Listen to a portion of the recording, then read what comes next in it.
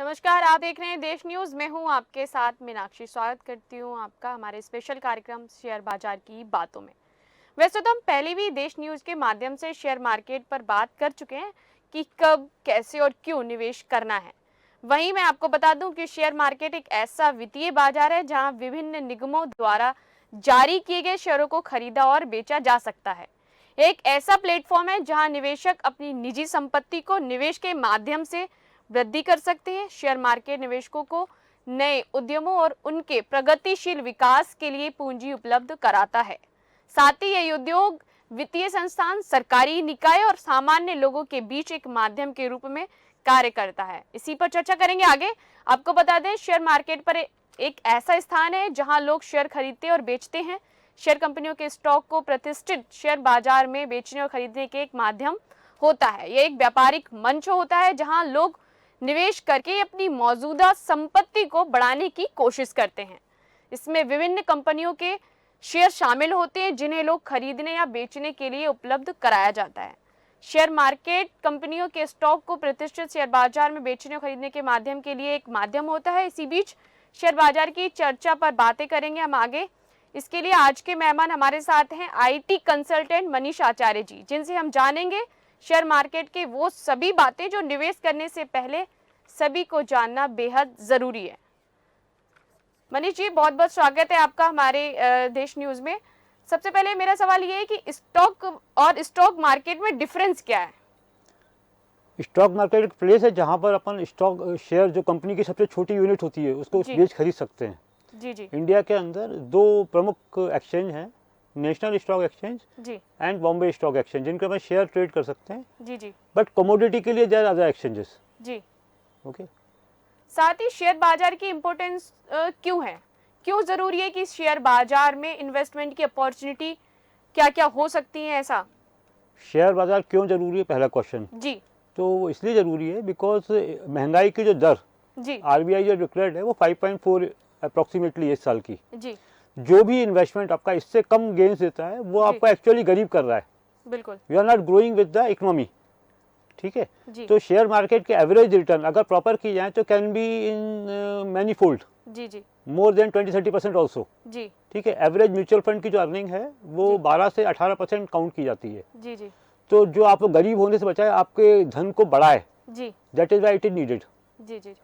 वही अगर हम इन्वेस्टमेंट की अपॉर्चुनिटी की बात करें तो इन्वेस्टमेंट की अपॉर्चुनिटी क्या क्या है? इन्वेस्टमेंट हम स्टॉक में कर सकते हैं, कमोडिटीज में कर सकते हैं, जी, करेंसीज में कर सकते हैं, जी जी, प्रॉपर्टी में भी कर सकते हैं थ्रू REIT, जी। Real estate and trust. ठीक है, जो गवर्नमेंट अभी अभी बनाया है। Those who don't want to purchase the property and want to gain, they can invest to REIT. एक सपोर्ट लेवल शब्द जो है वो अक्सर निवेशकों के मन में आता है। मैं भी इसी पर मतलब आपसे जानना चाहूंगी विस्तार से कि सपोर्ट लेवल क्या होता है?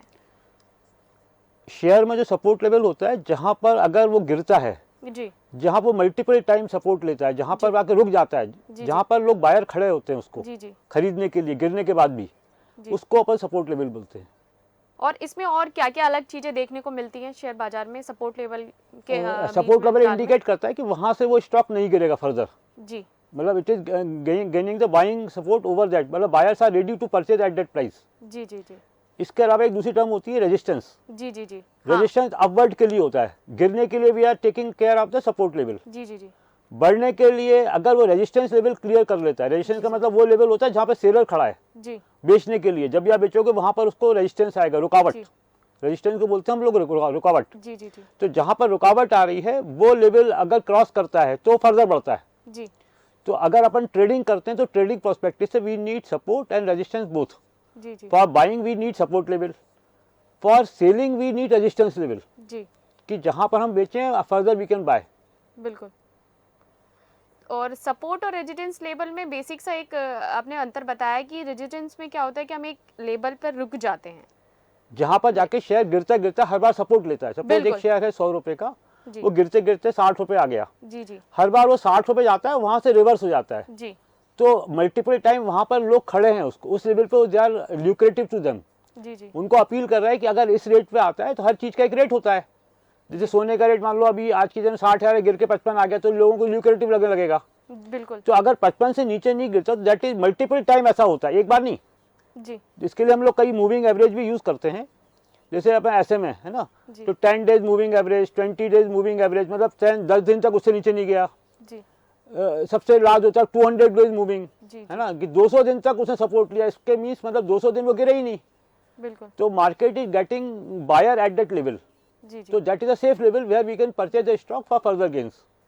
निवेश मार्केट में हम अक्सर एक कैलकुलेशन शब्द को भी सुनते हैं, तो सपोर्ट लेवल में कैलकुलेशन शब्द क्या है?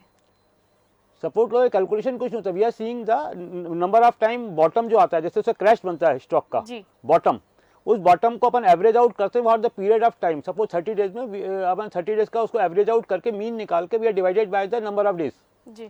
तो इट क्रिएट्स ए लेवल जहाँ पर जाके वो स्टॉक सपोर्ट ले रहा है जी, मतलब that is giving us opportunity to buy at that level. Okay. एक सवाल मेरा और भी है कि अक्सर क्या होता है कि हम डाउनफॉल देखते हैं शेयर मार्केट में जी, तो उस डाउनफॉल के पीछे रीजन क्या है, क्यों होती है डाउनफॉल मार्केट में? जो शेयर है बेसिकली दो कॉम्प्लेक्स चीज़ों से बना है साइकोलॉजिकल जी। One is fear and that is greed, लालच और भय। बिल्कुल। अब होता क्या है कि गिरता इसलिए है क्योंकि कई बार वैल्यूएशन अनएक्सपेक्टेड हो जाते हैं। बिल्कुल। फॉर एग्जांपल अभी निफ्टी 19,800 चल रहा है, जो निफ्टी एक यूनिट है उसकी इंडेक्स की, और ये आज से 1-2 महीने पहले वो 18,900 था, ठीक है जी, जी। कि मीन्स इधर अभी जो भी शेयर्स होंगे वो कम से कम 8 से 10% बढ़े हुए होंगे जी। अगर वो 50% चल गए जी। दैट मीन्स कि उसमें एक अननेसेसरी स्पाइक आया था, that is not the actual rate of that, वो रेजिस्टेंस को क्रॉस कर गए बट वहाँ पे सपोर्ट नहीं है उनके पास।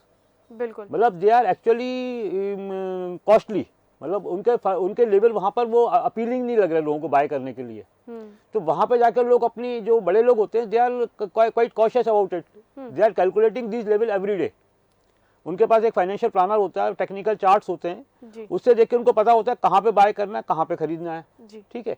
तो अगर एक लेवल पे जाकर वो एक्सपेंसिव आते मार्केट या कोई बैड न्यूज आ जाती है, also news is also one of the reflection कि न्यूज के कारण भी गिरते हैं। तो कोई कंपनी बैंकरप्ट हो गई, फॉर एग्जाम्पल एक दीवान हाउसिंग एंड फाइनेंस आज से 3 साल पहले बैंकरप्ट हुई थी जी। तो वो शेयर 600 से गिर के आ गया 100 रुपये, अभी तो 2 रुपये पे आ गया। गीतांजलि जो है बैंकरप्ट हो गई, तो उनके वैल्यूएशन अपीलिंग नहीं थे, उनके प्रमोटर सही नहीं थे, उनके बिजनेस सही नहीं था, तो वो एक्चुअली बिग कंपनी थी, गिरने से बाकी मार्केट का सेंटीमेंट भी खराब कर देती है। बिल्कुल। तो that create the volatility market. जी जी, है ना। शेयर मार्केट में ना अभी पिछले 2 साल में क्रिप्टो करेंसी का चलन बहुत रहा है जी, और हालांकि मेरा भी एक्सपीरियंस कुछ खास नहीं रहा, मैं बताना चाहूंगी, लेकिन आपका क्रिप्टो करेंसी पे क्या कहना है? Crypto is a good currency जी। Actually there are 2 units, one is the money जी and second is the currency. Currency can be created, money cannot be created. For example, gold, silver, platinum, they got internal worth. No country can manage it, no government can manage it. It by themselves they are trading. ठीक है.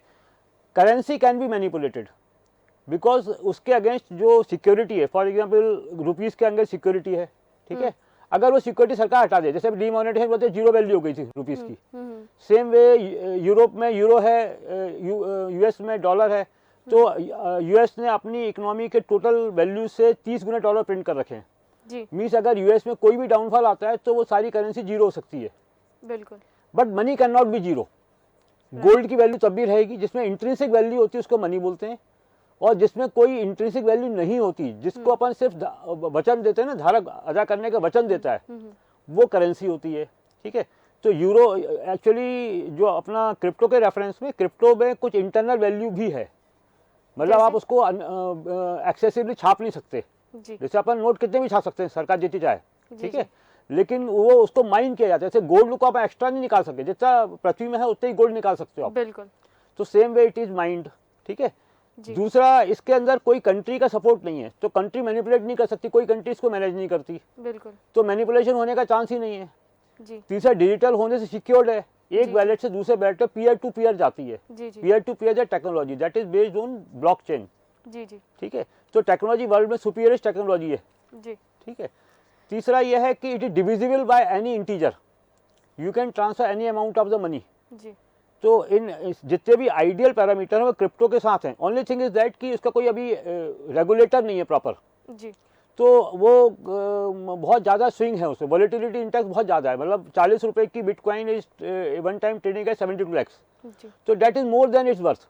तो वहाँ से fall आया उसमें 26 लाख तक, बिल्कुल, वहाँ से रिवर्सल आया। तो जब इसमें कोई रेगुलेटर हो जाएगा और इसमें मार्केट पार्टिसिपेशन बढ़ जाएगा जी। तो ये भी रेगुलेट हो जाएगी। वहीं हमने रूस और जब यूक्रेन का युद्ध हो रहा था उस वक्त भी हमने डाउनफॉल को देखा क्रिप्टो करेंसी के, जी, कि बहुत ज्यादा एकदम हाइप पे जाके और सीधे क्रिप्टो एकदम नीचे आ गई। एक्चुअली उसकी प्राइस डिस्कवरी अभी होनी है जी अभी प्राइस डिस्कवरी हुई नहीं है, एक्चुअल वो सपोर्ट लेवल इसमें नहीं आया अभी कोई। जी जी। तो इसी बीच में एक सवाल आपसे और करना चाहूंगी कि शेयर में क्रैश एक वर्ड जो है वो सबके माइंड में चुभता है कि अचानक से क्रैश क्यों होती है शेयर मार्केट। बेटा बढ़ते में सब लोग खुश होते हैं, बिल्कुल, बट बढ़ने की एक लिमिट होती है ना। जी। जैसे ग्रेविटेशन से नीचे गिरती हैं चीजें, तो गिरना सही है, बढ़ना सही नहीं है। बढ़ाया एक्चुअली फिक्टिशियस ही जाता है जी किसी भी चीज को। तो एक जब वैल्यूएशन ओवरबॉट हो जाते हैं, फॉर जी। एग्जांपल एक शेयर 100 रुपए पे अच्छा है, जी जी वो बढ़ा के उसको 600 कर दिया, 600 पे अच्छा नहीं है बल्कि कंपनी अच्छी है वो, जी तो 600 पे जो लेगा वहां से क्रैश आना तो सही है ना। तो कई बार क्या होता है कि वैल्यूएशन एक्सपेंसिव, जैसे आज की डेट में वैल्यूएशन एक्सपेंसिव है, जी बड़े स्टॉक चल नहीं रहे हैं, मिड कैप में रोज 30 से 40% का गेन हो रहा है, जी तो एक शेयर में 30-40% पर डे गेन होने लायक कुछ होते ही नहीं है, जी।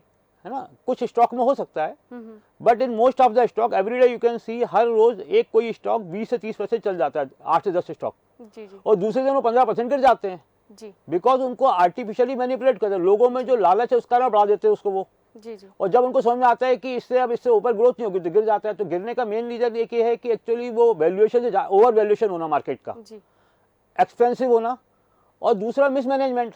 जब भी कोई चीज़ ग्रो होती है तो उसमें मिसमैनेज फैक्टर भी होते हैं। जी जी कोई कंपनियों में फंडामेंटल होते नहीं है, उनको अननेसेसरी बढ़ा दिया, जी ठीक है। गोल्ड सिल्वर तो है नहीं बिल्कुल, कि जिनमें कोई इंट्रिंसिक स्ट्रेंथ हो, तो वहां से गिरना एक मैंडेटरी फिनोमिना है जो हर 8 से 10 साल में रिपीट हो जाता है, बिल्कुल। रीजन कुछ भी हो।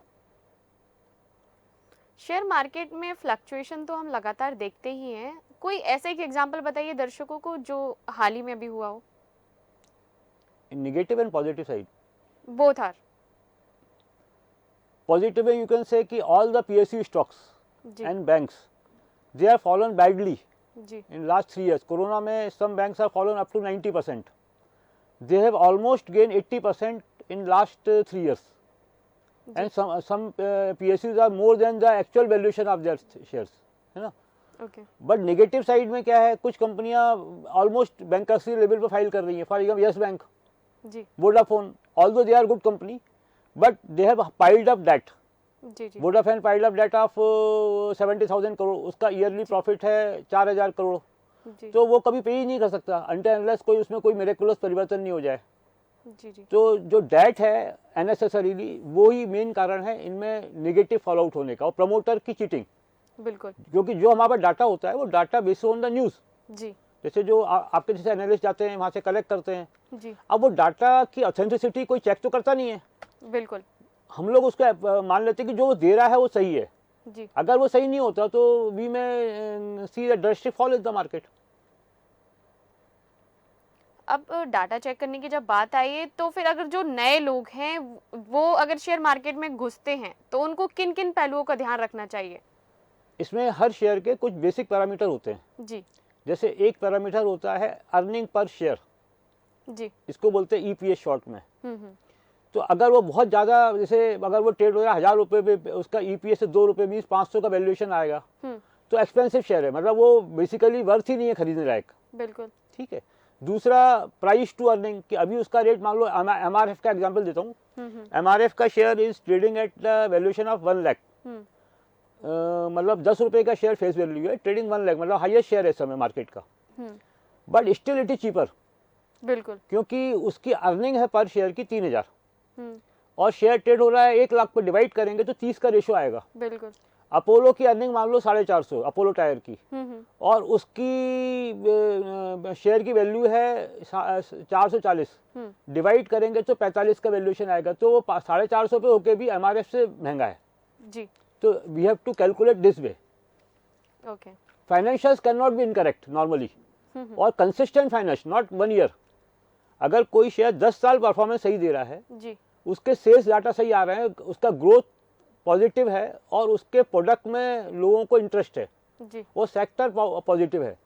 For example cement, cement remain always positive because अपना कंस्ट्रक्शन होता ही रहेगा। बिल्कुल आयरन रिमेन ऑलवेज पॉजिटिव, आपको आयरन चाहिए ही पड़ेगा हमेशा। बिल्कुल तो मेटल, आयरन, बैंकिंग, इन शेयरों में डिप होने के चांसेस कम होते हैं जी। और सेफ होते हैं शेयर। कौन कौन से शेयर हैं जो सेफ रहते हैं, कौन से शेयर हैं जो अनसेफ रहते हैं, और किस में इन्वेस्ट करना ज़्यादा अच्छा है और किन में अगर हम इन्वेस्ट से बचें तो वो ज़्यादा अच्छा है? देखिए, एक तो सेक्टर देखने के पहले आपको ये देखना पड़ेगा कि उस प्रोडक्ट की डिमांड क्या है, जी बिल्कुल। इन विच सेक्टर वो कंपनी लाइक करती है। हम्म, हर स्टॉक अच्छा भी एक लेवल पर जाके एक्सपेंसिव हो जाता है। बिल्कुल। फॉर एग्जांपल पीएनबी का शेयर एक ज़माने में 400 रुपये था, गिर के 40 रुपये आया और 20 रुपये तक बॉटम बना दिया। बट 20 रुपये पे वो बहुत अच्छा था, 40 रुपये पे भी अच्छा था, 80 रुपये तक भी अच्छा है। बट वो 150 रुपये पर आके अच्छा नहीं रहेगा क्योंकि वहाँ जाके वो ओवरबॉट हो जाएगा। जी। तो अच्छे शेयर भी एक लेवल पे जाके बैठ हो जाते हैं और बुरे शेयर जो प्रमोटर बैठ है उनको तो लेने की जरूरत ही नहीं है। आपको प्रमोटर देखने हैं, प्रमोटर की ट्रैक रिकॉर्ड देखना है, 5 साल का डाटा देखना है फाइनेंशियल। जब आप ये सारी चीज़ें वेरीफाई करोगे तो you can find out a good stock in the market as always time. एक आखिरी सवाल आपसे और जानना चाहूँगी कि जो सबके मन में रहता है अगर वो निवेश मार्केट में एंट्रेंस करते हैं, शेयर मार्केट को कैसे समझें, क्या क्या रिसर्च करें, किन किन पहलुओं पे ध्यान रखें, क्या क्या सरकारी जो पहलू हैं उन पर भी विशेष तौर से ध्यान रखें? First we have to monitor financials. जी। डाटा मैंने आपको पहले ही बताया कि अर्निंग पर शेयर लो होनी चाहिए उसके कंसिस्टेंट प्रॉफिट मेकिंग होनी चाहिए और उसके आपको बॉटम और टॉप को भी देखना है। उसका 52 वीक बॉटम क्या है, उसका लाइफ टाइम बॉटम क्या है, लाइफ टाइम टॉप क्या है। जी। जो भी अच्छे शेयर को भी आप पीक पर लोगे तो वहाँ जाके यू कैन बी ट्रैप्ड। तो आपको उसके बॉटम 52 हफ्ते का बॉटम क्या है, लाइफ टाइम बॉटम क्या है, लाइफ टाइम हाई क्या है, 52 हफ्ते का हाई, ये सबके पैरामीटर आपको देखने ही है लेते वक्त। और ट्रेडिंग आपको अवॉइड करनी है। जो इंट्राडे ट्रेडिंग शेयर में होती है वो वैल्यू क्रिएट करती है but share is a zero sum game. मतलब कोई वेल्थ बाहर आती नहीं, कोई वेल्थ क्रिएट नहीं होती। लेकिन अक्सर जो लोग होते हैं वो तो ट्रेडिंग में ही फंस के रह जाते हैं। ट्रेडिंग वही बता रहा हूँ कि जो small, I am talking about small retailers, I am not talking about big persons. Small retailer क्या करते हैं, ट्रेडिंग करते हैं इंट्राडे। इंट्राडे का मतलब था सेम डे खरीदना सेम डे बेचना। अब इस केस में क्या होता है कि they are being trapped because जो मार्केट को सेम डे स्पेकुलेट करना बहुत मुश्किल है। ठीक है, लॉन्ग रन में तो इट विल क्रिएट वेल्थ। अगर अच्छी कंपनी है तो आप लोग कभी ना कभी वेल्थ क्रिएट कर ही देगी। जी बिल्कुल, है ना। लेकिन अगर आपने सेम डे किया तो इट बिकम ए स्पेकुलेशन और स्पेकुलेशन में आपको सेम डे कवर करना है। बिल्कुल। तो जो बड़ा आदमी आपको खरीदने का मौका ही नहीं देगा, वही है ना। तो always trader is always in loss. मेरे पास 20 साल का रिकॉर्ड है कि शायद ही कि स्मॉल रिटेलर ने 20% of retailer are only made profit, 80% are in loss. जी ठीक है। हमारे साथ शेयर मार्केट की तमाम जानकारी को साझा करने के लिए बहुत बहुत धन्यवाद सर आपका। धन्यवाद तो मीनाक्षी जी। आज आपने जाना कि शेयर मार्केट को कैसे समझा जाए, साथ ही कैसे कैलकुलेशन होती है और शेयर बाजार जो कि बहुत ही चर्चित शब्द है कैसे होता है। बता दें आगे भी हम इस शेयर बाजार से जुड़ी बातों पर चर्चा करते रहेंगे। फिलहाल आज के कार्यक्रम में इतना ही। नमस्कार।